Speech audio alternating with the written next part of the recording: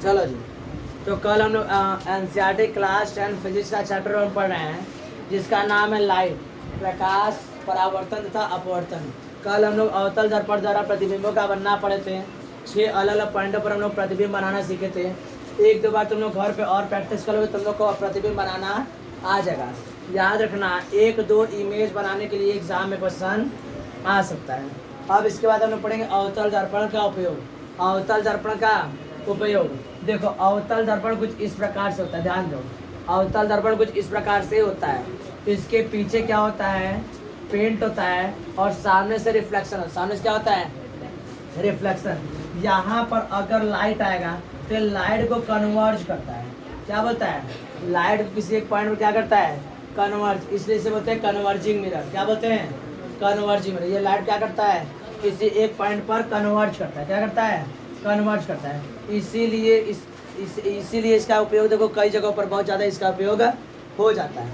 सबसे पहला इसका उपयोग जब कोई इंसान, कोई व्यक्ति या मनुष्य है, आदमी है, वो दाढ़ी बनाता है। क्या करता है, दाढ़ी बनाने के लिए ये क्या करता है, जब दर्पण का उपयोग करता है, अवतल दर्पण का, तो अवतल दर्पण को एकदम मुख्य अक्ष और फोकस के बीच रखता है। अपने चेहरे को क्या रखता है, मुख्य अक्ष और फोकस के बीच रखता है, तो उसका चेहरा बड़ा आभासी बनता है। ठीक है, जिससे उसका चेहरा क्या बनता है, बड़ा बनता है और आभासी बनता है, जिसको सारी चीज़ें क्या होती हैं, स्पष्ट क्लियर दिखाई देती है। तो सबसे पहले क्या हो जाएगा, तो चेहरे का सीधा व बड़ा प्रतिबिंब बनाने में इसका उपयोग किया जाता है। सबसे पहले क्या बताओगे, चेहरे का सीधा व बड़ा प्रतिबिंब बनाने के लिए इसका उपयोग किया जाता है। ये पहला उपयोग हो गया। दूसरा क्या होता है, जो डॉक्टर होते हैं, डॉक्टर नाक कान गला का जब इलाज करते हैं, तो इलाज के लिए ये सब कंजस्टेड एरिया, नाक में इतना जगह थोड़ी ना भाई, सुरंग थोड़ी ना है, आए वहाँ पे का 2x2 का नाला घुसेगा, वहाँ पे जगह ये नहीं है, पतली सा जगह है। वह भाई आदमी का तो चलो थोड़ा सा सही है, महिलाओं में अथुनी नथुनी पहन के एकदम और कंजस्टेड बना देती हैं, तो दिखता नहीं है। तो आप कितनों टार्च मारे के कहाँ दिखेगा, तो वहाँ पर क्या करते हैं, टार्च मार के इसे नकलोला खोल के वहाँ पे अवतल दर्पण द्वारा देखते हैं, तो प्रतिबिंब कैसा दिखाई देता है, बड़ा दिखता है। नटाई में ऐसा ही छेद नहीं है, गले में छेद है नहीं है, तो इन सभी का इलाज करने के लिए डॉक्टर क्या करता है, अवतल दर्पण का उपयोग करता है। याद रखना, प्रतिबिंब को और वस्तु को ध्रुव और फोकस के बीच में रखते तो प्रतिबिंब बड़ा और आभासी बनता है, और यहीं पर इसका उपयोग इस सबका हो रहा है। दूसरा, वाहनों के हेडलाइट में तुम लोग देखोगे, अपना जाके देखना, गाड़ी का जो होता है उसका हेडलाइट देखोगे इस तरह सिल्वर कलर का प्लेटेड रहता है, सिल्वर कोटेड प्लेट होता है। ठीक है, यहाँ पर एक छोटा सा क्या होता है, लाइट लगा होता है, छोटा सा क्या होता है, लाइट लगा होता है। लाइट जब जलती है इस तरह से, ऐसे एकदम होता है, ऐसे लाइट जब जलती है, लाइट जलता है तो ये लाइट का रोशनी इधर भी आता है और इधर भी आता है, इधर भी जाता है और इधर भी जाता है।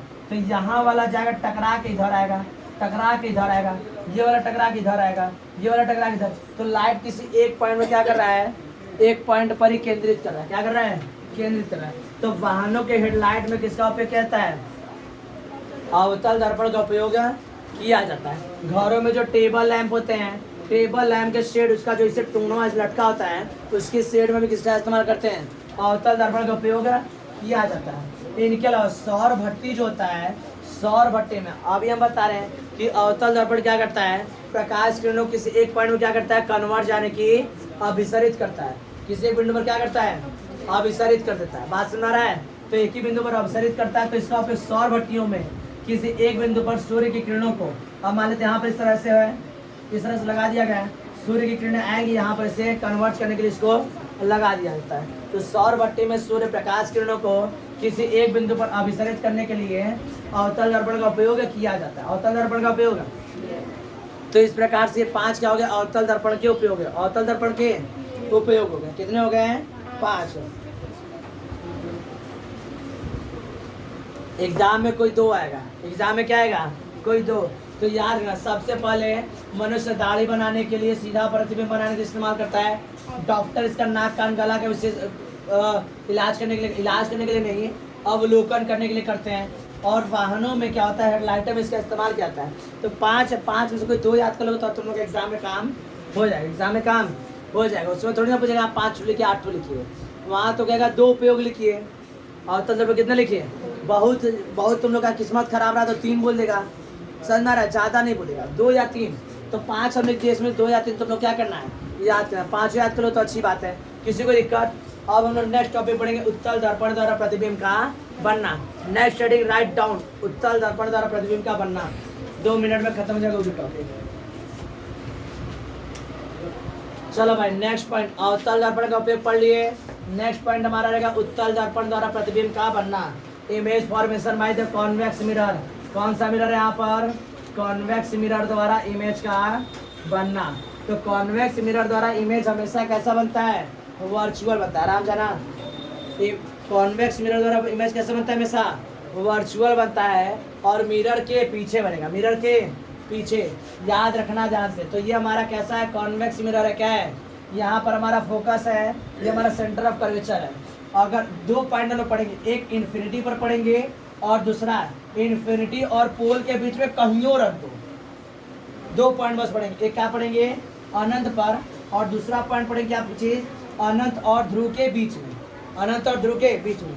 अवतल दर्पण में 6 अलग अलग बिंदु पड़े थे, लेकिन उत्तल दर्पण में कब बिंदु पड़ेंगे, बस 2 बिंदु, एक अनंत पर और दूसरा अनंत और ध्रुव के बीच में। तो अनंत पर रखी हुई वस्तु का प्रतिबिंब उत्तल दर्पण में फोकस पर बनता है। कहाँ बनता है, फोकस पर। एक लाइन रे ऐसे पास कराएंगे जो दर्पण से परावर्तन के पश्चात ऊपर से रिफ्लेक्ट हो जाएगा, और पीछे बढ़ाएंगे तो कहाँ पर मिलेगा, फोकस पर। कहाँ मिलेगा, और दूसरा यहाँ से क्या बताएंगे, यहाँ से होकर जाएगा, मुख्य अक्ष से होकर जाएगा, और सेंटर ऑफ कर्वेचर से आने वाली प्रकाश किरणें कहाँ जाती हैं, सेंटर ऑफ कर्वेचर वापस लौट जाती हैं। कांटा कहाँ पर है, फोकस पर। तो प्रतिबिंब कहाँ बनेगा, फोकस पर। कैसा, अब इसका पता करो, इसकी प्रकृति कैसी है। तो कहाँ पर बन रहा है, फोकस पर। कैसा बन रहा है, आभासी। देखो भाई सच में नहीं काटी है, सच में काटी है, नहीं काटी है। अब सच में नहीं काटी है तो प्रतिबिंब कैसा बनेगा, आभासी बनेगा। कैसा बनेगा, आभासी बनेगा। कैसा बनेगा, आभासी। कैसा बनेगा, छोटा। कैसा बनेगा, छोटा। दर्पण के पीछे सीधा बनता है। कैसा बनता है, सीधा बनता है। बात समझ में आ रहा है। तो एक पॉइंट हम लोग पढ़ ले, अनंत पर रखी हुई वस्तु का प्रतिबिंब उत्तल दर्पण में कॉन्वेक्स मिरर में कहाँ पर बनता है, फोकस पर, एट फोकस। कैसा बनेगा, आभासी यानी कि virtual. Point size behind the mirror, behind the mirror, and erect. सीधा मतलब इरेक्ट, सीधा मतलब इरेक्ट। क्लियर, किसी को दिक्कत। अब नेक्स्ट पॉइंट पढ़ेंगे, 2 पॉइंट से पढ़ना है, एक हो गया। और दूसरा पढ़ेंगे अनंत और ध्रुव के बीच में किसी भी बिंदु पर, अनंत और ध्रुव के बीच में किसी भी बिंदु पर, अनंत तथा ध्रुव के बीच किसी भी बिंदु पर, किसी भी बिंदु पर, अनंत तथा ध्रुव के बीच में किसी भी बिंदु पर, किसी भी बिंदु पर। चलो भाई, उत्तल दर्पण द्वारा प्रतिबिंब का बनना देख लेते हैं। तो दूसरा पॉइंट देख लेते हैं, अनंत तथा ध्रुव के बीच में किसी भी बिंदु पर रखो, अनंत तथा ध्रुव के बीच में किसी भी बिंदु पर रखो। इसका इमेज कहाँ बनेगा, तो इसका इमेज बनेगा फोकस और पोल के बीच में, फोकस और पोल यानी ध्रुव के बीच में। दर्पण कर इसके आगे, अनंत पर नहीं, अनंत और पोल के बीच में किसी भी बिंदु पर रखते रहो। इसका इमेज कहाँ बनेगा, फोकस और पोल के बीच में। यही में घूमेगा इधर उधर, यही में क्या होगा, आगे पीछे घूमता रहेगा। तुम आगे पीछे करते रहो, यही में आगे पीछे करता रहेगा। और प्रतिबिंब कहाँ बनेगा, दर्पण में ध्रुव और फोकस के बीच में। कैसा बनेगा, आभासी बनेगा, वस्तु से छोटा, दर्पण के पीछे। और कैसा बनेगा, सीधा बनेगा।